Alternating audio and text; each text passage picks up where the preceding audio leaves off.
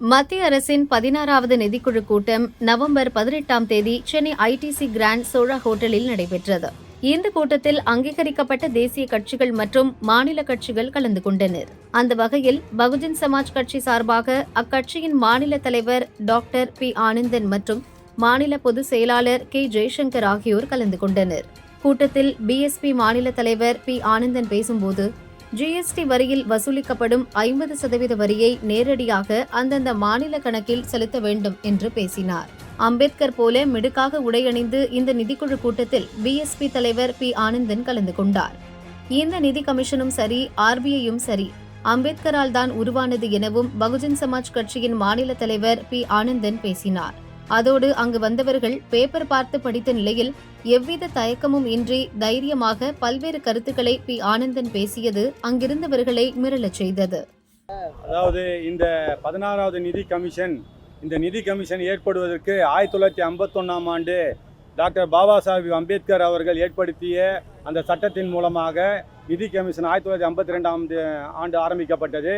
இது 16வது நிதி கமிஷனிலே எங்களுடைய பகுஜன் சமாஜ் கட்சியின் சார்பாக எங்களை மாநில ஒருங்கிணைப்பாளர் அண்ணி திருமதி ஆம்சாங் அவர்களின் பேரில் இங்கே கலந்து கொண்டோம்.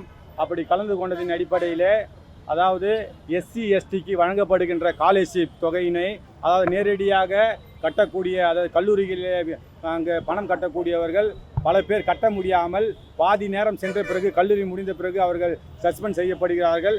அதே போன்று ஓபிசி எம்பிசி என்ற அவர்களுக்கு கட்ட வேண்டிய அந்த கல்வி கட்டண தொகையும் உரிய நேரத்திலே மாநில அரசாங்கங்கள் கட்டுவதற்கு வழி செய்ய வேண்டும். அதே போன்று மத்திய அரசினாலும் மாநில அரசினாலும் ஒதுக்கப்படுகின்ற அந்த தொகையை வேறொரு டிபார்ட்மெண்ட்டுக்காக, அந்தந்த திட்டங்களுக்காக ஒதுக்கப்படுற தொகையை, எஸ்சிஎஸ்டிக்காக ஒதுக்கப்படுகின்ற தொகையை வேறு டிபார்ட்மெண்ட்டுக்கு மாற்றி அமைக்கக்கூடாது என்று சொல்லியிருக்கின்றோம். அதே போன்ற கல்வி உதவித்தொகை மட்டுமல்லாமல் இந்தியாவிலே ஜிஎஸ்டி வசூலிக்கப்படுகின்றது.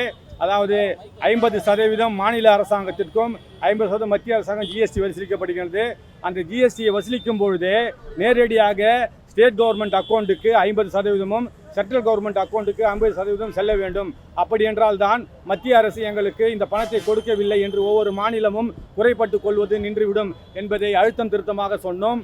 அதே போன்று இங்கே தமிழ்நாட்டிலே 1.5 கோடிக்கு மேலே எம்எஸ்எம்இ என்று சொல்லக்கூடிய எஸ்சி எஸ்டிக்கு தொழில் மேம்பாட்டுக்கு கொடுக்க வேண்டிய அந்த தொகையிலே 1 கோடி ரூபாய்க்கு மட்டுமே இனிமேல் அவர்களுக்கு சப்சிடி வழங்கப்படும் என்று 27/10/2024 அன்று ஒரு ஜிஓ போட்டிருக்கின்றார்கள்.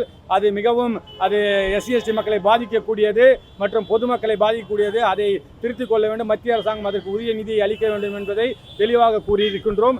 அதே போன்று ஆர்பிஐயை ஏற்படுத்தியதும் ஹில்டன் இன்கம் சென் முன்னாடி அங்கே problem of Indian rupees and salvation of the problem என்று பாபா சாஹிப் அம்பேத்கர் அவர்கள் கொடுத்த அந்த அறிக்கையின் பேரில் தான் ரிசர்வ் பேங்க் ஆஃப் இந்தியா ஏற்படுத்தப்பட்டது.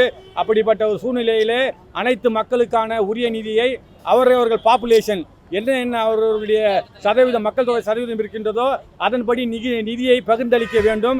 மத்திய அரசுக்கும் மாநில அரசுக்கும் இதை செயல்படுத்த வேண்டும் என்று வலியுறுத்துகின்றோம். சப்போஸ் 23.7% எஸ்சி எஸ்டி இருக்கின்றார்கள். அதே போன்று 27 + 48 எம்பிசி பிசி இருக்கிறார்கள். அவர்களுக்கு தொகைக்கு ஏற்ப 3,28,000 கோடி இங்கே ஒதுக்கி இருக்கின்றார்கள் கடந்த ஆண்டு. அந்த 3,28,000 கோடியை அந்தந்த மக்களுடைய விகிதாச்சார அடிப்படையிலே அவர்களுக்கு பட்ஜெட்டிலே ஒதுக்கி அந்த மக்கள் நலனுக்காக செயல்படுத்த வேண்டும் என்பதை வலியுறுத்தி வந்திருக்கிறோம் பகுஜன் சமாஜ் கட்சியின் சார்பாக.